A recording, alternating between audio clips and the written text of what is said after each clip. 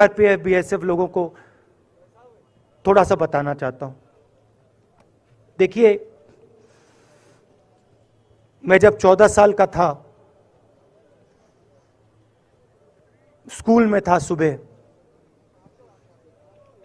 Geography की class में था, मैं पढ़ रहा था, सामने बैठा था और मेरी एक टीचर आई, अंदर आई और उसने कहा, राहुल तुम्हें प्रिंसिपल बुला रहा है। मैं बदमाश था, बहुत बदमाश था जब छोटा था। बहन से पूछ सकते हो क्या क्या करता था मैं, अभी भी करता हूं।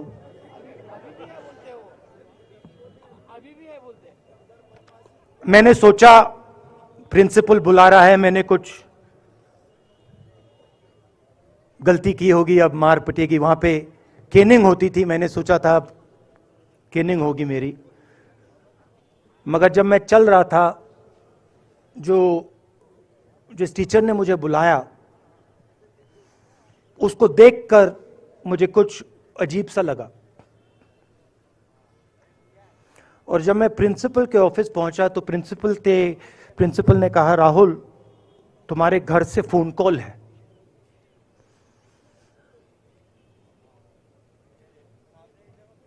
और जब मैंने उसके शब्द सुने, मुझे पता लग गया कुछ गलत हो गया है। मेरे पैर कांपे और मैंने जैसे फोन अपने कान पे लगाया तो मेरे मां के साथ एक औरत काम करती है, वो चिल्ला रही थी, राहुल दादी को गोली मार दी, दादी को गोली मार दी, दादी को गोली मार दी। 14 साल का था।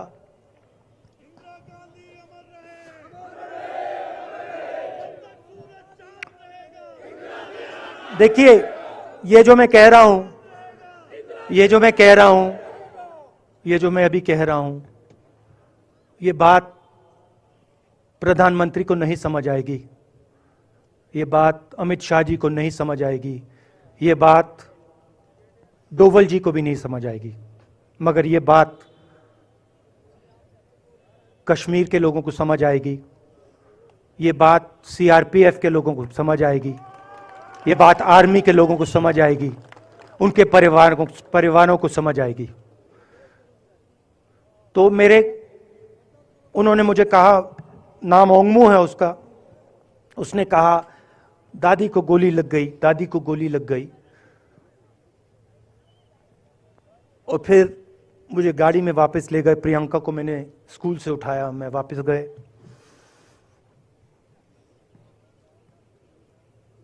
और फिर मैंने वो जगह देखी जहां मेरी दादी का खून था।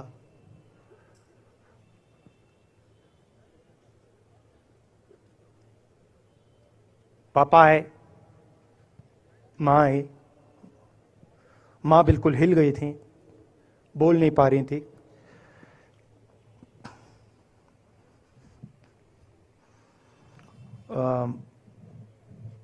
हाँ,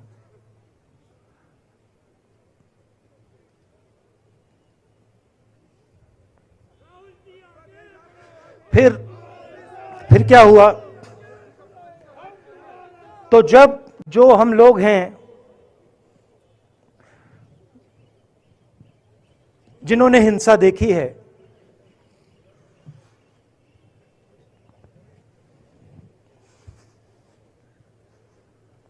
ये जो है ना, इसको हम बिल्कुल दूसरी तरीके से देखते हैं। ये आप सबके लिए टेलीफोन है, ये हमारे लिए सिर्फ टेलीफोन नहीं है।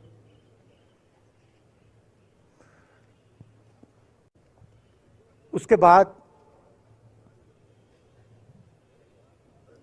6-7 साल बाद मैं अमेरिका में था और फिर से टेलीफोन आया। 21 में टेलीफोन आया। जैसे बहुत सारे, जैसे जो पुलवामा में पुलवामा में हमारे सैनिक मरे थे, उनके घर टेलीफोन आया होगा। हजारों कश्मीरी लोगों के घर टेलीफोन आया होगा। सेना के परिवारों को टेलीफोन आया होगा। वैसा ही टेलीफोन आया। पिता के एक दोस्त थे, उन्होंने मुझे फोन किया और कहा, राहुल बुरी खबर है। मैंने उनसे कहा, मैं जानता हूं, पापा मर गए। कहते हैं हाँ।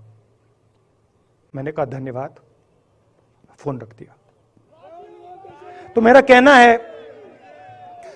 कहना है जो हिंसा करवाता है, जैसे मोदी जी हैं, अमित शाह जी हैं, अजीत डोवल जी हैं, आरएसएस के लोग हैं, वो इस बात को समझ नहीं सकते हैं, वो दर्द को समझ नहीं सकते हैं। हम समझ सकते हैं। पुलवामा के जो सैनिक थे, उनके बच्चों के दिल में क्या हुआ मैं जानता हूं।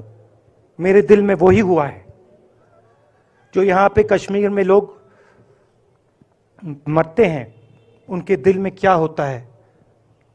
जब फोन कॉल आता है क्या लगता है, वो मैं समझता हूं, मेरी बहन समझती है।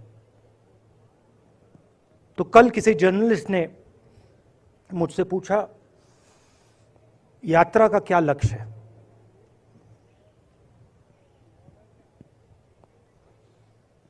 कहा कि यात्रा क्या अचीव करना चाहती है, जम्मू कश्मीर में क्या अचीव करना चाहती है।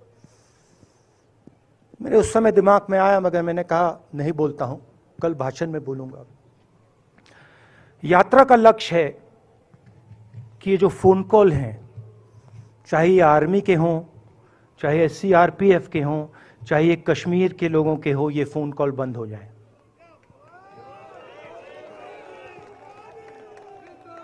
कि ये फोन कॉल किसी बच्चे को, किसी मां को, किसी बेटे को ना लेना पड़े।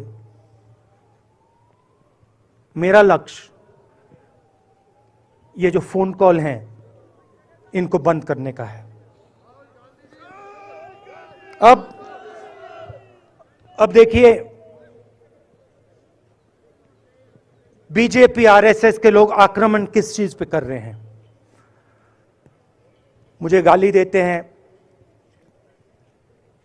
मैं उनका धन्यवाद करता हूं, क्योंकि मैंने आपको शून्यता की बात की, शिव की बात की, उसको मैं समझता हूं और मैं दिल से उनका धन्यवाद करता हूं कि जितना भी वो मेरे ऊपर प्रेशर डालें, जितनी भी गाली लगाएं, जो भी वो करें, उससे मैं सिर्फ सीखता हूं। तो मैं एक प्रकार से उनका धन्यवाद करता हूं। मगर जो मैंने आपको बात बोली पहले, चाहे वो कश्मीरियत है, चाहे वो वैष्णव जनतो है, चाहे वो शंकर देव जी हैं, बसवा हैं, नारायण गुरु हैं, तिरुवल्लुवर हैं, जो तमिलनाडु के बड़े पोएट हैं, फूले जी हैं, और जो कश्मीरियत हैं, ये इस विचारधारा पे आक्रमण कर रहे हैं। और ये जो विचारधाराएं हैं, ये इस देश की नींव है, इस देश की फाउंडेशन है। और आपने जो किया, जो यात्रियों ने किया, हम सब ने किया, इस विचारधारा की रक्षा के लिए किया है। मैंने ये काम अपने लिए नहीं किया, मैं ऐसा काम अपने लिए कभी कर ही नहीं सकता हूं। मैंने ये काम हमारे कांग्रेसी मित्रों को ये अच्छा ना लगे, मगर मैंने ये काम कांग्रेस पार्टी के लिए भी नहीं किया है। मैंने ये काम, और हम सब ने ये काम हिंदुस्तान की जनता के लिए किया है। और हमारी कोशिश है कि जो विचारधारा इस देश की नींव को तोड़ने की कोशिश कर रही है, जो विचारधारा इस देश की नींव को तोड़ने की कोशिश कर रही है, उसके खिलाफ हम खड़े हों, मिलकर खड़े हों, नफरत से नहीं, क्योंकि वो हमारा तरीका नहीं है। मोहब्बत से खड़े हों। मैं जानता हूं कि अगर हम मोहब्बत से खड़े होंगे, प्यार से बात रखेंगे, तो हमें सफलता मिलेगी। और उनकी जो विचारधारा है, उसको हम सिर्फ हराएंगे नहीं, मगर उस विचारधारा को हम उनके दिलों से निकाल देंगे। तो आपने, देश की जनता ने हमारा समर्थन किया। हमारी कोशिश है कि हमें, बीजेपी ने एक जीने का तरीका, राजनीतिक तरीका दिखाया है। हमारी कोशिश है कि हम एक और तरीका, जो हिंदुस्तान का तरीका है, मोहब्बत का तरीका है, वो हम देश को दिखाएं। हम देश को याद दिलाएं कि हिंदुस्तान मोहब्बत का देश है, इज्जत का देश है, भाईचारे का देश। तो हमने जो कहा था, छोटा सा कदम लिया है, बड़ा कदम नहीं है। नफरत के बाजार में मोहब्बत की दुकान खोलने की कोशिश की। धन्यवाद। जय हिंद।